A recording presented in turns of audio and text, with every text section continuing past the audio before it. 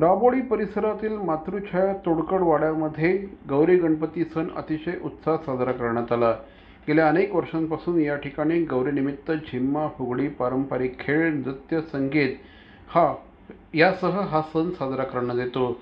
लहान थोर सगळेच या संपूर्ण कार्यक्रमात सहभागी होतात। अनेक माहेरवाशिणी या दिवशी आवर्जून या ठिकाणी उपस्थित असतात।